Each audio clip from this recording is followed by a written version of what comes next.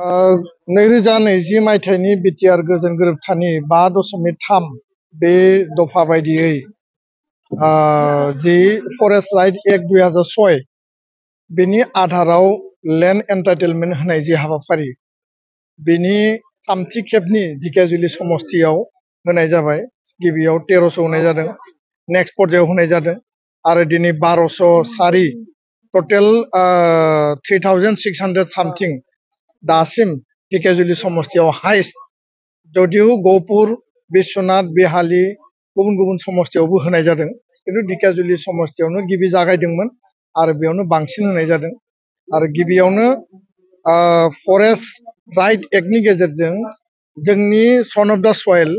आरो ट्राइबेल सुबुंफोरनो, बर' सुबुंफोरनो दिनैनि बे आयनाजुलि बे जायगायाव 1204 परियालनो हा होनायनि बे गासै प्रक्रियाखौ मावफुंनायनि थाखाय जोंनि दाबि आरो सरकारा गावनि कमिटमेन्टनि आधाराव आसामनि गिबि मन्त्रि डक्टर हिमन्त बिश्व शर्माया मोनसे इनिशिएटिभनि गेजेरजों बेखौ मावफुंदों। आरो बे बेलायाव ढेकियाजुलि समस्तिनि एमएलए बा आसामनि आथिखालनि मन्त्रि मानगोनां अशोक सिंघाल बिथाङा स्पेसियेल मोनसे बोल्ड स्टेपनि गेजेरजों बेखौ जाफुंसारनायाव district administration, DC, ADC, circle officer आरो लोगोसे वेलफेयार डिपार्टमेन्ट आइटिडिपि बिथांमोनखौ टीम हिसाबै खामानि मावहोनायनि थाखायसो बे सम्भब जादों। दा बेखायनो आङो गिबि मन्त्रि बिथांजों लोगोसे नैबे समस्तिनि मन्त्रि एमएलए बिथां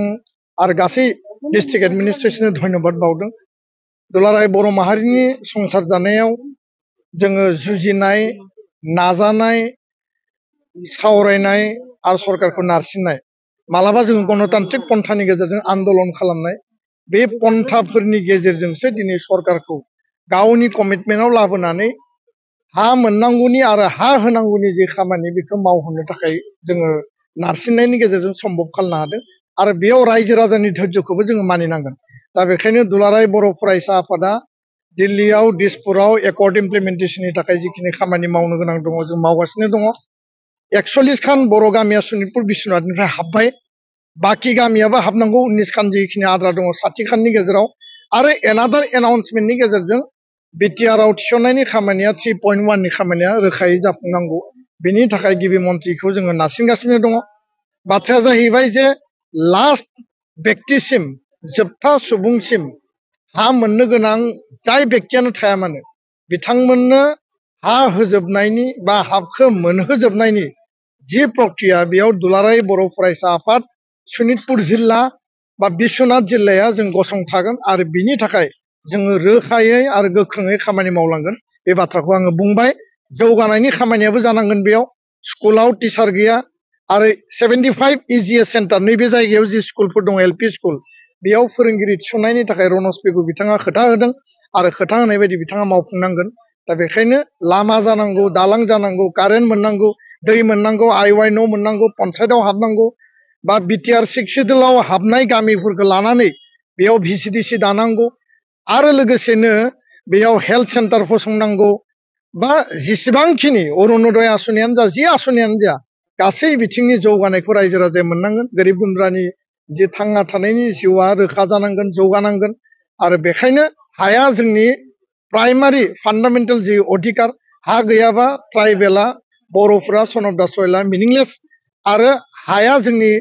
प्रायर मोनसे जोंनि माने सम्पति। आरो बेखायनो हा होनाय खामानिया दिनै 3rd फेजआव हाबबाय। फैबाय थानाय समाव आद्रा थानाय गासै जेसेबां हाजार गैया मानो होजोब होनांगौनि थाखाय जों खामानि मावगोन, बे बाथ्राखौ स्पष्ट बुंबाय। गोजोन्थों। ट्राइबेल बेलेन्स ब्लकनि आन्दाराव जिहेतु मोनसे मरान मथकफोरनो मोनसे हानि मोनथाय होनो। दा आं नुदों बेयाव जे आहम, गरखा आरो लोगोसे कच राजबंसि मोनथाम कमिउनिटिखौ बालिपारा जि ट्राइबेल बेल्ट दङ बेयाव बिथांमोननो रेस्ट्रिक्टेड मा होनना बुङो, प्रटेक्टेड क्लास हिसाबै, रेस्ट्रिक्टेड नङा, प्रटेक्टेड क्लास हिसाबै बेयाव माने बेनिफिट बा बनाफाइड माने कमिउनिटि हिसाबै होनायनि मोनसे केबिनेट आरो आसाम सरकारा नटिफिकेसन दिहुनदों। बे बाथ्राखौ लानानै ट्राइबेल संघजों जों सावरायदों। बाथ्राया जाहैबाय जे जायफोरा अलरेडि ट्राइबेल बेलेन्स ब्लकआव प्रटेक्टेड क्लास बिथांमोना प्रोटेक्टेड क्लास हिसाबै मर्यादा मोननायाव जोंहा जेबो बुंनो गोनां गैया खिन्थु गोदानै जेराव बालिपारायाव सासेबो आहम मानसि गैया जोंनि सार्भेयाव बेबायदियाव माबायदि आहम मानसिखौ बेयाव प्रोटेक्टेड क्लास होखो सरासनस्राखौ प्रोटेक्टेड क्लास हिसाबै आनडिभाइडेड गवालपारायाव होदों आरो नेपाली ग्रेजियार एन्ड काल्टिभेटर होदों गोदानै दायो गोरखा कमिउनिटि हिसाबै बेखौ रिनिउ खालामनानै होनाय जादों दा बिनि बेलायाव सोरहाबा हानि अधिकार मोननांगौ बा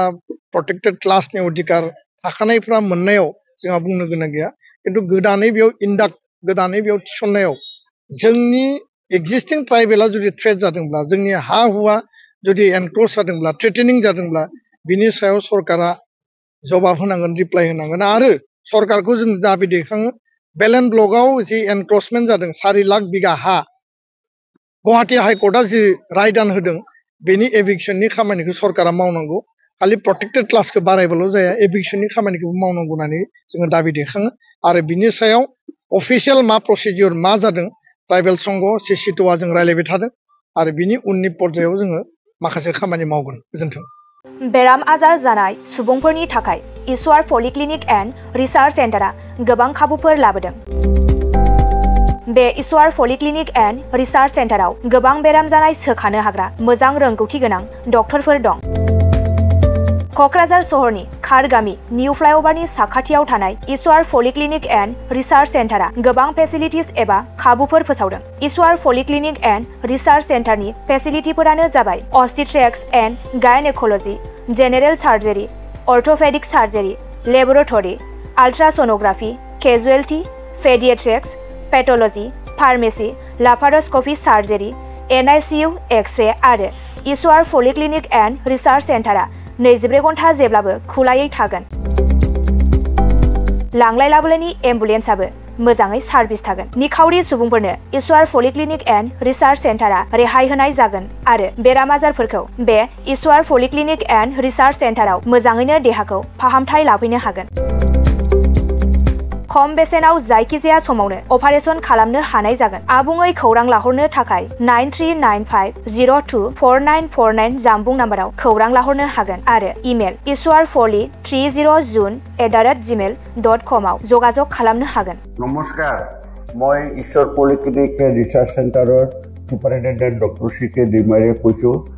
আমাৰ এই ঈশ্বৰ পলিক্লিনিক ৰিচাৰ্চ চেণ্টাৰটো কোকৰাঝাৰৰ খাৰগাঁৱৰ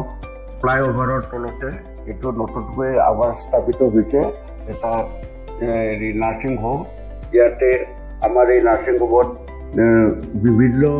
বিভাগৰ চিকিৎসা কৰা হয় যেনেকৈ অৰ্থ'পেডিক্সৰ আৰু গাইনক'লজি আৰু তাৰপিছতে জেনেৰেল চাৰ্জাৰী আৰু আমাৰ ইয়াতে জেনেৰেল চাৰ্জাৰী হোৱাৰ লগতে